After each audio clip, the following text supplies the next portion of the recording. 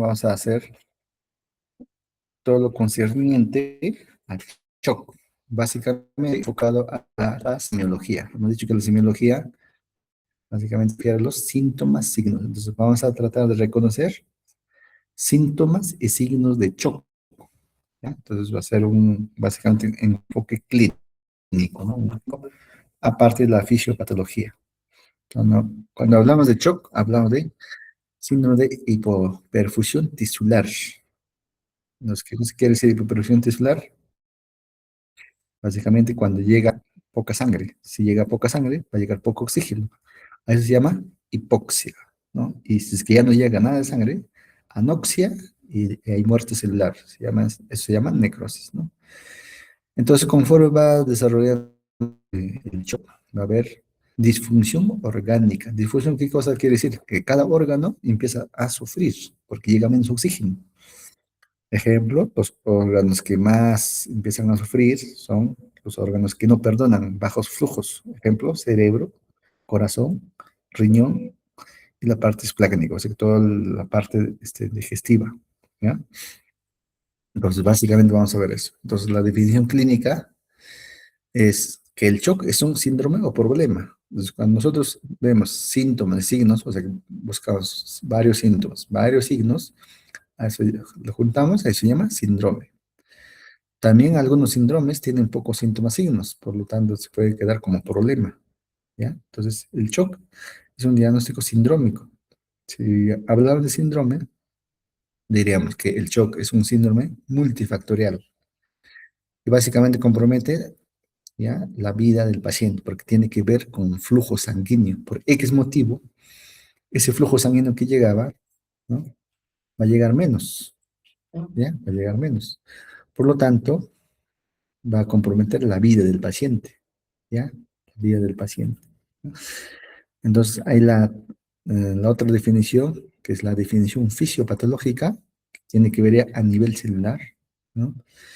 Y ustedes seguramente conforme van avanzando de cursos van a escuchar DO2 y BO2.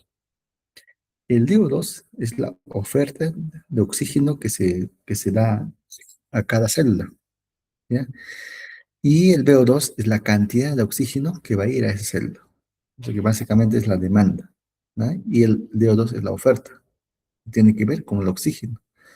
Entonces, la definición fisiopatológica a nivel celular sería un desajuste, básicamente, entre la capacidad circulatoria para entregar el oxígeno y las necesidades metabólicas, básicamente, de estos tejidos, para mantener la función normal de la estructura celular, ¿no?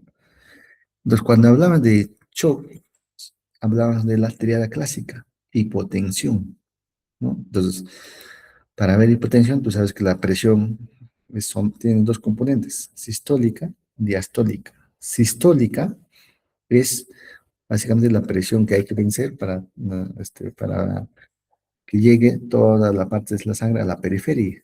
Y la diastólica es la famosa precarga, o sea, que es la cantidad de sangre que llega al corazón. Y la sistólica es la cantidad de sangre que llega, o sea, que trata de vencer a la parte sistémica. Entonces, que básicamente, ¿qué va a ser hipotensión? Puede ser una tensión arterial sistólica menor, ¿ya? Menor de 90, o la caída más de 40 en la diastólica. O sea que previamente, pues hay que saber ese paciente previamente cuánto era su presión basal, ¿no? Porque no todos los pacientes tienen la misma presión, ¿ya? ¿Qué más? Cuando hay esa hipotensión, va a haber signos de hipoperfusión tisular. O sea que cantidad de oxígeno que va a llegar menos, ¿sí? Porque la cantidad de sangre va a llegar menos, por X motivo. Por eso se llama multifactorial. O sea que va a depender de muchos factores, o sea que hay muchas causas. Pues, ¿cómo se va a manifestar eso? Oliguria. Ustedes saben por volumen urinario que la orina normal, lo mínimo tiene que ser más de 1500, pero no tiene que pasar 3500, 4000. Entonces, cuando es menor de 1500, más aún, si es menor de 1000, se llama oliguria. Entonces, ¿qué es lo que está pasando? El organismo trata de defenderse. El riñón se da cuenta que hay menos sangre, menos plasma, entonces retiene todo. Ya no deja que salga más volumen. Por lo tanto, el riñón hace que haya oliguria, o sea, menor cantidad de orina. A nivel cerebral va a haber obnubilación y confusión, ¿ya? Obnubilación, confusión. Eso se llama síndrome confusional agudo. O sea, que el paciente va a estar hipoactivo, con trastorno de comportamiento, con tendencia al sueño, generalmente. Y como va a llegar menos sangre a todo el organismo, la piel va a estar pálida, va a ser fría, ¿ya? Entonces va a ser viscosa. El relleno capilar va a ser lento, lento, entonces mayor generalmente de 2 a 3 segundos. Entonces cuando vean un paciente con shock, fíjate cómo están las extremidades, la piel, cómo está, está pálida, está fría. Hagan el llenado capilar, está más de 3 segundos, ¿ya? Entonces el paciente también va a tener una disfunción parenquimatosa. Entonces, parenquimatosa, ¿a qué se refiere? Los órganos que no van a aguantar este bajo flujo sanguíneo, como por ejemplo el cerebro, ¿ya? A ver, trastornos funcionales, mira, a nivel cerebro, te he dicho, síndrome confusional agudo, a nivel hepático, puede haber insuficiencia hepática, a nivel renal, a nivel pulmonar, ejemplo, a nivel pulmonar el paciente va a empezar a desaturar, va a empezar a respirar rápido porque el sistema autónomo va a pensar que le falta el oxígeno, entonces va a tratar de respirar rápido para tratar de ganar oxígeno. El corazón, ¿qué cosa va a ser el corazón? Va a ser taquicardia, palpitaciones, ¿no? Tranquilamente puede entrar a arritmia y puede tener inclusive angina y infarto por falta de oxígeno. ¿Ok? Entonces, básicamente en shock hay que ver en forma general 4 pilares, ¿no? De hecho, hay varios otros tipos de shock, pero para empezar tenemos que tratar de reconocer el shock hipovolémico, ¿ya? Que tiene que ver básicamente con los vasos sanguíneos, con la cantidad de volumen que está circulando dentro del vaso sanguíneo, o sea que básicamente a la sangre, a los fluidos, al plasma, ¿ya? Entonces, hipovolémico, va a haber pérdida de volumen a nivel vascular. Ejemplo, una hemorragia, ¿no? Cualquier tipo de hemorragia, de repente un traumatismo, un sangrado gastrointestinal, de repente alta, decimos hemorragia digestiva alta, ¿no? O baja, hemorragia digestiva baja, ¿no? Cada uno de ellos tiene sus síntomas, signos. Cuando hablamos de alta, la mayoría están con hematemesis melina, ¿ya? Cuando es baja, la mayoría están con rectorragia, o sea, que sangre en las heces, ¿no? O puede ser problema del retroperitoneal, ¿no?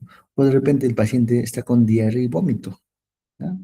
Clásico, una gastroenteritis infecciosa o por toxina, o sea, una deshidratación, ¿no? Por ese cuadro infeccioso, esos vómitos persistentes, ¿no? O de repente el riñón está mal, está sin poliuria. Ejemplo, en los pacientes diabéticos, ¿no? En los pacientes diabéticos, el exceso de glucosa que hay, el riñón trata de defender y hace que esa glucosa se elimine en la orina y hacen poliuria para tratar de equilibrar esa glucosa alta, ¿no? Poliuria. Pero con ese afán, el paciente puede entrar en deshidratación y puede entrar en shock hipovolémico. Shock hipovolémico. Entonces, o puede haber tercer espacio, ¿no? O sea que en el peritoneo puede empezar a acumularse líquido, en ese tercer espacio, por ejemplo, ¿no? Entonces, cuando hablas de hipovolemia, hay que hacer historia clínica de que el paciente esté perdiendo líquido, ¿no? De repente dice, doctor, estoy con... El paciente va a decir diarrea, pues, ¿no? Entonces, para ti es deposición líquidas. Semiología de deposición líquidas. O sea que, ¿cómo la deposición líquidas? O cuántas veces al día, qué cantidad, características, si moco, sangre, pujo, tenés, todos ellos. Semiología.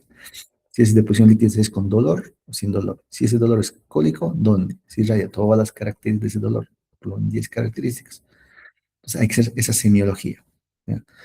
El otro grupo es el shock distributivo, ¿ya? Básicamente el distributivo es que este vaso va a hacer vasodilatación y se va a ir a otros sitios, ¿ya? Por lo tanto va a haber una alteración a nivel del tono vascular y hay una redistribución patológica. Ejemplo clásico en estos pacientes son los pacientes que están con sepsis. Sepsis, sepsis. ¿Qué cosa es sepsis? Es un paciente con aparente foco infeccioso, ¿ya? Puede ser urinario, respiratorio, infeccioso, por ejemplo, a nivel urinario, una infección urinaria, una pielonefritis. A nivel respiratorio, una neumonía, ¿no? Ejemplo, a nivel del sistema nervioso, una meningitis, y así. Entonces, un foco infeccioso, síntomas, signos de ese foco infeccioso, más trastorno de conciencia, más aumento de frecuencia respiratoria y disminución de presión arterial. Entonces va a ser sepsis. O de repente es una anafilaxia. Ejemplo, el paciente era alérgico a la ceftriaxona o a algún medicamento y empieza a tomar otro, el paciente empieza a tener hipotensión. Y todos los síntomas de hipotensión, de shock. Entonces, anafilaxia. Sobredosis de drogas. Y aquí también está considerándose el shock neurogénico. Ejemplo, los traumatismos vertebromedulares, ¿no?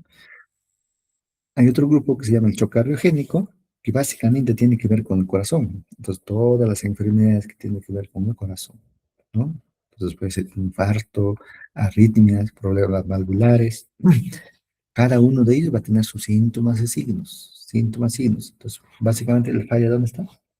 Es la difusión miocárdica. Entonces, en primer lugar, paciente con infarto. Entonces, ¿cómo es la síntomas, signos de infarto? Entonces, el paciente, si es agudo, va a tener un dolor precordial. Ese dolor precordial característicamente es de un área precordial que, eh, que se irradia hasta la región mandibular, hasta los miembros superiores del lado izquierdo. Es un dolor severo, de 8 a 10, ¿ya? Es un dolor opresivo, la mayoría dicen opresivo, que se irradia a esas zonas que hemos dicho, que se acompaña con disnea y cortejo vegetativo, náuseas, vómitos, sudoración, escalofríos, ¿no? Entonces, ese es síntomas y de infarto. Este infarto, cuando es extenso, hace que el corazón empiece a fallar, falla la bomba y hace un shock. Eso se llama shock cardiogénico. Los pacientes con arritmia, la mayoría te van a decir palpitaciones, ¿no? Palpitaciones. Los pacientes con falla cardíaca van a tener síntomas, signos de falla cardíaca. Disnea, edema, disnea paroxística nocturna, ortopnia, efusión pleural, incrustación yugular, dependiendo de la falla cardíaca. Y así, entonces ustedes tienen que catalogar cuáles son los síntomas, signos de cada cosa, ¿no? Ruptus valvular, por ejemplo, las valvulopatías, o es estenosis, o es insuficiencia aórtico, mitral, tricuspidio, o de repente una miocardopatía. Entonces, todas estas causas van a tener sus síntomas, signos, y al final puede terminar con un shock cardiogénico, ¿ok? El otro es un shock obstructivo, básicamente con una situación extracardíaca. Básicamente aquí va a haber una barrera mecánica al fluido sanguíneo normal. Ejemplo, como hemos hablado, un paciente con tromboembolia pulmonar, o sea que va a haber obstrucción de un vaso sanguíneo. Un tromboembolia pulmonar, hemos dicho a nivel pulmonar. Un coágulo que sea obstruye la circulación normal, puede haber un taponamiento cardíaco, por X motivos, una pericarditis, por ejemplo, una pericarditis por tuberculosis, ¿sí? Y hemos hablado ya de síntomas signos de TEP, ¿ya? Pacientes con taponamiento cardíaco es un paciente con dolor torácico, síntomas signos de falla cardíaca, ¿ya? Un paciente con neumotórax hipertensivo, neumotórax hipertensivo, o sea que por X motivo el pulmón entre alveolos y alveolos empieza a romperse y se llena de aire, se llama neumotórax hipertensivo. El paciente de un momento a otro empieza a tener disnea súbita, ¿ya? Disnea súbito, disección aórtica, hipertensión pulmonar severa, que también ya hemos hablado, que hemos dicho que la hipertensión pulmonar va a depender de las causas. O sea, todos ellos pueden, tranquilamente pueden terminar en shock, ¿ya? Shock obstructivo. Entonces, básicamente, vamos a ver, básicamente, ¿cómo va a ser la fisiopatología? Pues, primero, ¿no? ¿Qué es lo que va a haber? Va a haber disminución, supongamos que está por hipovolemia, ¿no? O sea que no llega a la sangre, el paciente que vomita, o de repente el paciente que sangra, ¿no? Hemorragia digestiva, ¿no? Clásico que siempre llegan a emergencia, hemorragia digestiva, empiezan a tener vómitos con sangre, con náuseas, vómitos, y hacen deposiciones melénicas. Pues, ¿qué es lo que está pasando? Como estás perdiendo volumen, pues ya me va a haber un desequilibrio de oxígeno, ¿no? Como va a llegar menos sangre, entonces en la sangre están los glóbulos rojos, ¿no? Entonces va a haber un desajuste de la oferta de oxígeno, ese es DO2, ¿ya? Y la demanda de oxígeno va a empezar a aumentar. Entonces, ¿qué es lo que va a pasar a nivel tisular? Va a haber una disfunción en la microcirculatoria, ¿sí? ¿No? Entonces todo el vaso sanguíneo va a tratar de defenderse, va a haber un daño endotelial, aumento de la permeabilidad, alteraciones metabólicas, va a haber estancamiento sanguíneo, tisular, todo va a empezar a alterar. Todo eso, como va a llegar menos sangre, menos oxígeno, va a empezar a tener un paciente a nivel celular, a nivel tejido, va a empezar a formarse anaerobiosis, o sea que menos oxígeno, entonces el organismo va a tratar de defenderse, va a entrar una etapa, ¿no?, de anaerobiosis y acidosis. A eso se llama acidosis láctica. Acidosis láctica. ¿Qué es lo que va a hacer? Que ya las células, todos van a empezar a tratar de defenderse y como llega menos oxígeno, van a tratar de conseguir oxígeno por otra vía, pero eso tiene un costo. Entonces ahí el ácido láctico se va a aumentar, ¿ya? Y hay hipoperfusión, ¿ya? Hipoperfusión. Ese ácido láctico nosotros podemos medir en gasometría arterial, ¿ya? Cuando vemos eso, quiere decir que el paciente sí, pues, es una acidosis metabólica por hipoperfusión. Generalmente, para nosotros, ácido láctico más 2 es signo de hipoperfusión. Claro, hay que ver también las otras causas. Y la mayoría de estos pacientes, cuando sacamos una gasometría, el pH está muy bajo, el bicarbonato muy bajo. Entonces, se llama acidosis metabólica, ¿ya? Acidosis metabólica. Entonces, a nivel orgánico va a haber una disfunción multiorgánica, eso se llama MOTS, ¿ya? Es una disfunción multiorgánica. Cuando decimos disfunción multiorgánica, cuando dos órganos o sistemas empiezan a fallar. Por ejemplo, de repente empieza a fallar el riñón, empieza a fallar el corazón, empieza a fallar el cerebro, entonces ya van tres. Entonces se llama disfunción multiorgánica. Y por lo tanto, al final va a poder terminar con colapso sistémico y el paciente se puede morir, ¿no? Ejemplo, si al cerebro llega menos a más de 3 5 minutos, ese cerebro va a empezar, esas neuronas van a empezar a morir y son irreversibles. Así que no podemos recuperar, por más que queramos. Esa difusión multiorgánico va a llegar al colapso sistémico y el paciente puede fallecer, ¿no? Entonces, cuando hablamos de disponibilidad de oxígeno en pacientes con shock, vamos a hablar, ¿ya?, con oxígeno muy bajo, que es la mayoría, ¿ya? La mayoría. Entonces, ¿qué cosa hay? Como respuesta va a haber una respuesta de catecolaminas, esteroides, o sea que van a tratar de contrarrestar la falta de oxígeno, falta de volumen. ¿Qué es lo que va a hacer? Liberación de catecolaminas. ¿Qué cosa va a hacer? Adrenalina, noradrenalina se va a empezar a elaborar más en el cuerpo. Entonces, va a haber taquicardia, el paciente va a tratar de, en lo posible, va a tener signos de hiperadrenergismo, ¿ya? ¿Qué va a hacer las hormonas suprarrenales? Van a elevar más cortisol. Esa cortisol va a tratar de que esa presión se mejore en algo. Eso va a ser una respuesta. Entonces, la respuesta va a ser, clínicamente, lo podemos medir como piel pálida, ¿ya? Fría, ¿no? Sudorosa, es básicamente el cortejo vegetativo. Sudorosa, fría, ¿ya? Y en la parte hemodinámica, de hecho, las presiones están rebajos, ¿no? Entonces, mide la presión, está muy, muy bajo, ¿ya? Entonces, clásicamente, los hipovolémicos, cardiogénicos y obstructivos. Entonces, básicamente, todos ellos van a ser con shock con oxígeno bajo. Pero hay shock con oxígeno normal, ¿no? Es que es lo más frecuente, ¿no? El hipovolémico cardiogénico. Pero hay con shock aparentemente con oxígeno, pero eso es al inicio, ¿no? Donde va a haber una liberación de sustancias vasodilatadoras que igual van a tratar de compensar esa alteración de flujo. Y el paciente puede tener inicialmente, ¿ya? Inicialmente, piel caliente, ¿ya? Pulso amplio.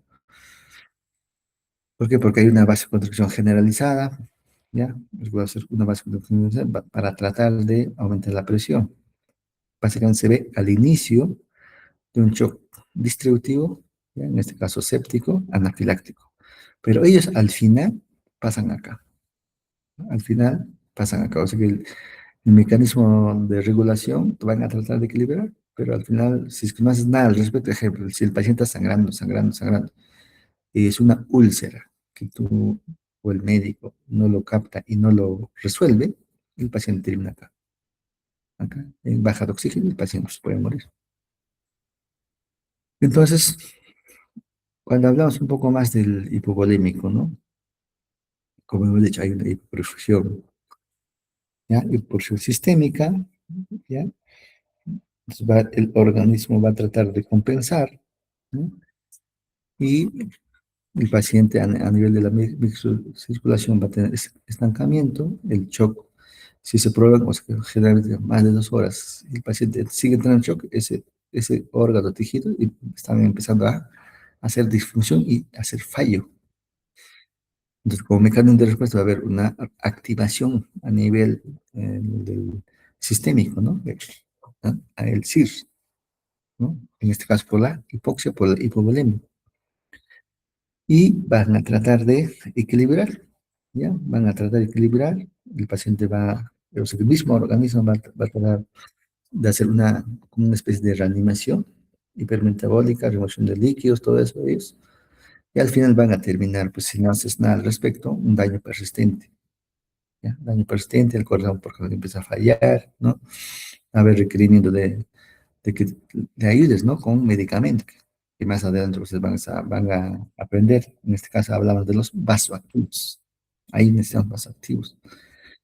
Hay pacientes que a pesar de dar vasoactivos, los que para mejor tratar de mejorar la presión, sigue el shock. Ahí se llama shock persistente.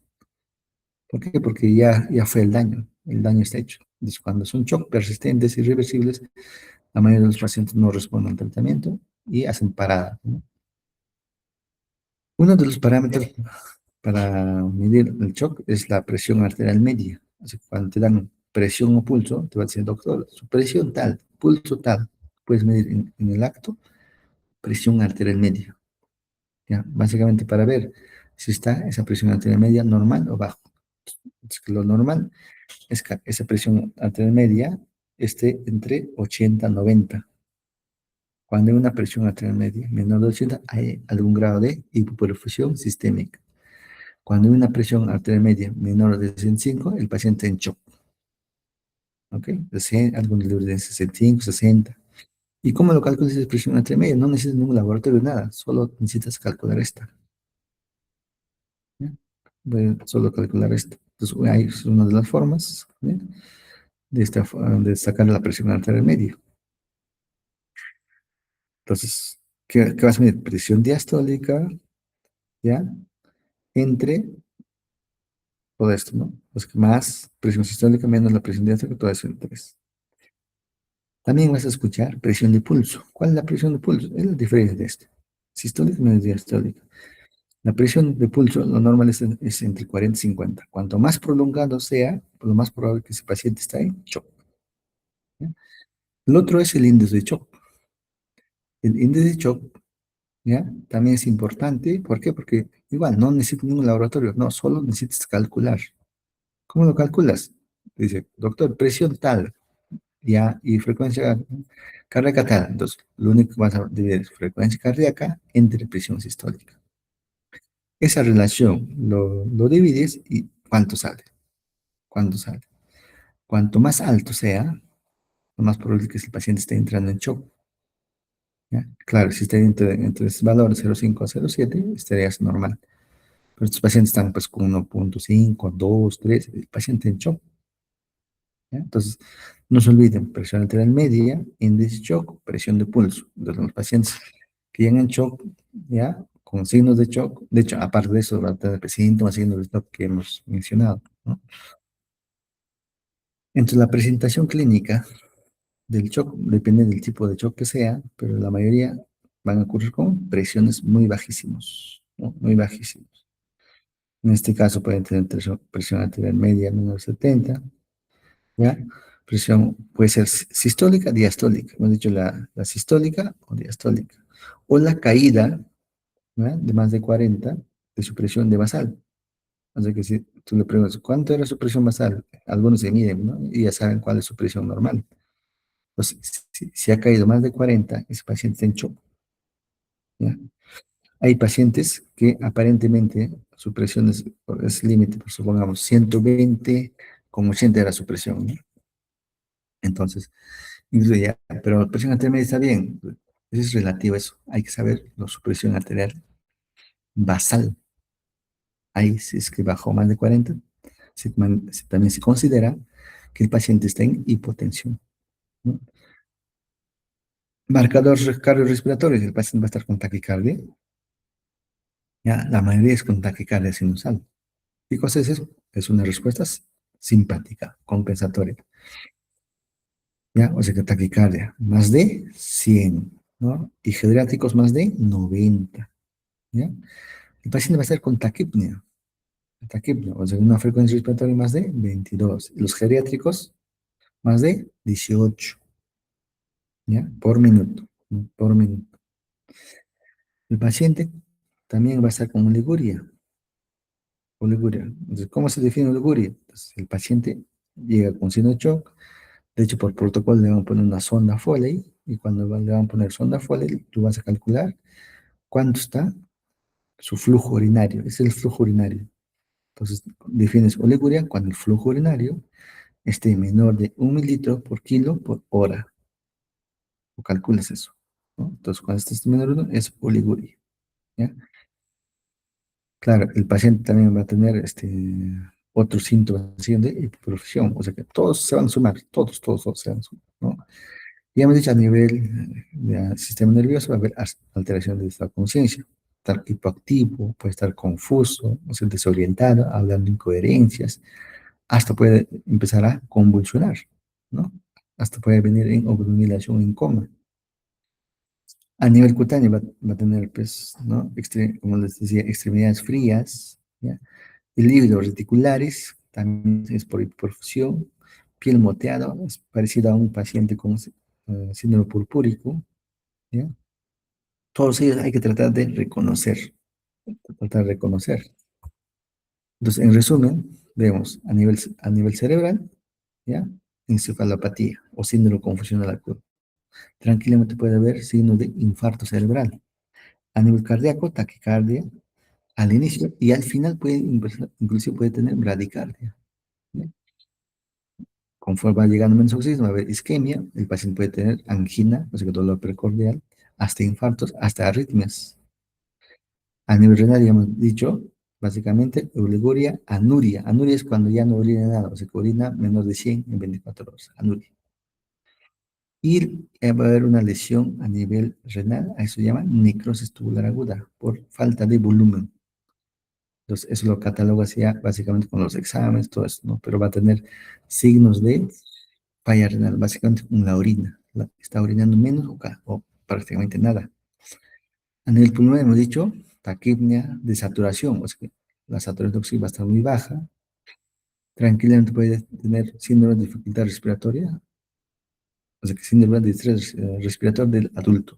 Ustedes van a seguramente leer el SDRA, síndrome de estrés respiratorio del adulto. A nivel hepático, por la falta de oxígeno y volumen, va a haber hígado de shock, ¿no? ¿Qué es ese hígado de shock? Ese hígado, por falta de oxígeno, va a empezar a inflamar, va a ser una hepatitis isquémica, se llama eso. Entonces, ¿qué va a tener el paciente? Puede estar ictérico, ¿ya? Puede tener coluria, acolia, puede ser el paciente, si ves los exámenes, las transaminases están recontra elevadas, STG TGP, como en el hígado, saben que ustedes se elabora el factor de coagulación, esos factores de coagulación no se van a elaborar y el paciente va a tener sangrado por todo sitio. Ya puede tener síndrome purpúrico, sangra por todos lados. A nivel inmunológico, hematológico, va a haber coagulación intravascular diseminada. ¿Qué quiere decir? Factor de coagulación, las plaquetas van a estar rebajos. Entonces el paciente va a tener coagulación intravascular diseminada. Puede haber trombocitopenia, o sea que plaquetas menor de 150.000, 100.000. Y si baja las plaquetas, el paciente va a tener petequias y gingivorragia. Eso se llama síndrome purpúrico, ¿no? Y el paciente puede tener anemias severas inflamatorias.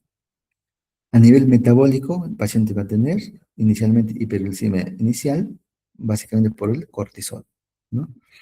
Y luego el paciente va a tener ya hipoglucemia por falla hepática, por falla hepática. Entonces, en la evaluación clínica, Entonces, uno, hay que hacer la historia clínica detallada. Así que, primero, o sea, ¿de dónde viene? ¿No? Básico, ¿no? De repente el paciente viene de la selva, o el paciente viene o sea, que de algún sitio que está relacionado con alguna enfermedad. Ejemplo, ¿no? Si viene de la selva y viene sangrando y en shock, lo mínimo que vas a pensar es dengue, ¿no? Dengue, ¿era dengue? ¿No? O de repente el tipo de trabajo, o de repente el paciente toma mucho alcohol, ¿no? O de repente el paciente ya tenía antecedente de úlcera gástrica, úlcera péptica, y eso empezó a sangrar. O de repente el paciente ha consumido un montón de medicamentos, AINES, clásico, ¿no? Entonces, hay que hacer todos los detalles posibles relacionados el por qué ha hecho el shock. Pues tu pregunta es, ¿por qué ha hecho el shock? ¿Qué enfermedad será? Esa es la pregunta, ¿no? ¿Qué enfermedad será? Y en la enfermedad actual, básico, ¿desde cuándo? ¿Desde qué hora está con esos síntomas, signos de shock? ¿Desde qué hora está? El tiempo es importante. Se te dice que está ya más de 5 horas, 10 horas, con trastorno de conciencia, con signos de shock, y ahorita el paciente viene, el estado neurológico no responde, lo más probable que ese paciente se va a quedar así. ¿No? Al revés, ¿no? No, recién hace una hora, estamos a tiempo, o recién unos minutos a tiempo, dependiendo de la causa. Entonces, la enfermedad actual también va a depender de la causa probable. Pues hay que ver forma de inicio, curso y cómo empezó, ¿no? De repente es un paciente con cuadro digestivo, ¿no? Anoche comió, clásico, ¿no? Comió en la calle, arroz chaufa, y pasando 6 a 8 horas empezó vómitos, diarreas, vómitos, diarreas, y hace 2 horas contraste de conciencia. Y haces tu historia, pues, ¿no? Y pues hace 8 horas comió, con vómitos, diarreas. ¿Y cómo es la diarrea? Toda la semiología de la deposición líquida. ¿Cómo son los vómitos? Toda la semiología del vómito. ¿Ok? ¿Cuántas veces? ¿Qué cantidad? Si es con dolor, si es con náuseas, sin náuseas, es con presión de sangre, contenido alimenticio, o sea, todo eso, ¿no? Entonces, esa es la historia clínica. Y el examen físico, ¿ya? Esa presión, pulso, lo tienes que calcular tu presión arterial media, índice de shock, todos ellos, para saber si es paciente en shock, ¿no? Y vas a examinar de acuerdo a lo que ya pensaste en la anamnesis, ¿no? De repente es un problema cardíaco, ¿no? Entonces, a nivel cardíaco, harás todo tu examen cardíaco detallado, ¿no? Entonces, la evaluación va a ser, primero, si el paciente viene con signos de shock, ¿cómo está? ¿No? Entonces, el ABCD, ¿no? ABCD. Entonces, seguramente ustedes van a hacer más adelante, ¿no? Hay que confirmar esa hipotensión con las fórmulas que les dije, ¿no? Hay que ver búsqueda, si de repente es un problema reversible, ¿no?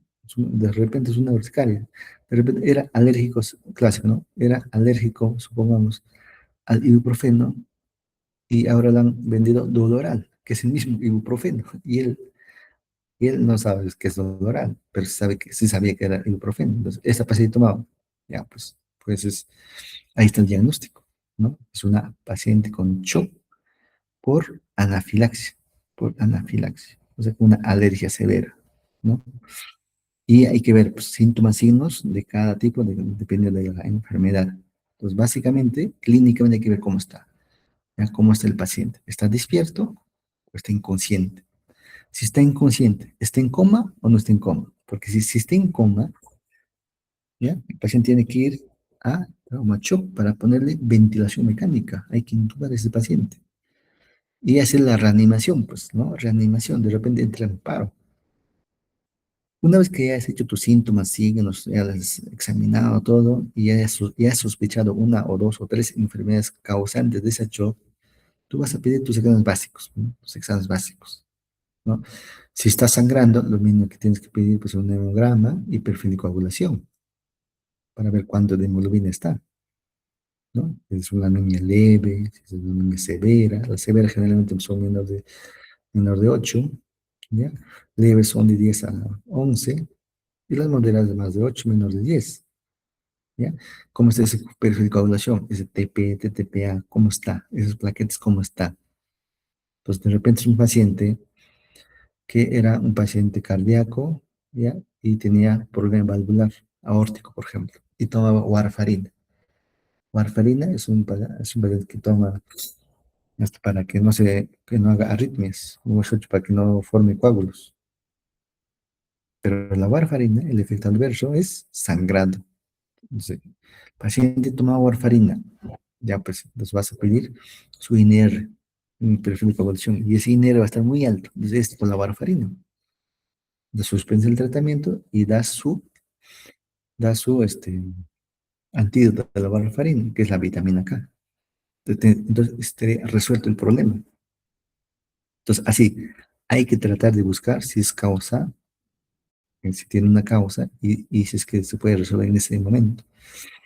De hecho, hay que pedir gasometría arterial, el análisis de gases arteriales para ver cómo está la oxigenación, cómo está el lactato, si que existen ácidos metabólicos para ver eso, ¿no? Y función renal, aparte de ponerle sonda, pide pues, un examen de orina, cómo está esa urea creatinina, para ver cómo está la función renal. ¿Ya? Medición rápida de glucemia capilar, de hecho, ¿no? De repente es un paciente con hipoglucemia o hiperglicemia, ¿no? Y como les decía, el lactato es básico. El lactato te va a decir si ese paciente está en un metabolismo de anaerobiosis. El lactato alto está paciente chocado, la mayoría. Cuando el lactato está muy alto, generalmente, por ejemplo, acá, lactato más de 4, paciente mortalidad, o sea, casi la mitad de los pacientes se mueren, porque hay hipoperfusión sistémica. Ya cuando había, una vez que tengas, el paciente ya está en emergencia, este paciente con shock tiene que estar en monitor, ¿no? La mayoría de estos pacientes pasan a trauma shock, o sea que llega a tópico de emergencia, presión pulso muy bajo, el paciente que inconsciente, ya, a ver, presión cuánto, pulso cuánto, índice shock, ya, es un shock, pasa a trauma shock. En trauma shock le van a poner sus maquinitas, ¿ya? Estos monitoreos, y te va a decir acá su frecuencia cardíaca, su presión, a minuto, saturación, todo eso, ¿ya? Y de hecho, esto ya es básicamente, ya vamos con el tratamiento, ya vamos a hacer en líneas generales porque eso recién lo van a hacer, ¿ya? El paciente tiene que tener por lo menos 2 vías periféricas, el paciente tiene que tener una ecografía dependiendo de qué enfermedad sea, hay que poner un catéter venoso central para poner vasoactivos, en este caso noradrenalina, por ejemplo, hay que poner línea arterial, es ya trabajo netamente de traumachoque de especialidad de unidad crítica. El catéter Chuan generalmente los pacientes que de repente tienen problemas de hipertensión pulmonar y vemos cómo nos está respondiendo el paciente. Hay objetivos. El objetivo es que esa presión muy baja empiece a mejorar, ¿no? Empiece a mejorar. Tú tienes que hacer con la pequeña historia que vas a hacer, ¿ya? Saber la causa y tratar la causa, pues. ¿No? Ejemplo, la causa es una sepsis. ¿Qué es lo primero que va a hacer? Dale antibiótico, ¿no? Antibiótico, ¿no? No, la causa es infarto. ¿Qué vas a hacer? Tratar el infarto, ¿no? No, la causa es sangrada, es una úlcera, una perforación intestinal. ¿Qué va a hacer? Que entre a sala, pues, ¿no? Que entre a sala y esa úlcera, ese intestino que está roto, hay que reparar quirúrgicamente, ¿no? El paciente está empezando a saturar, entonces de repente hay que poner ventilación mecánica, o sea, que eso es más adelante van a saber, ¿ok? Muy bien, entonces sería una visión panorámica de la semiología del shock. ¿Alguna pregunta?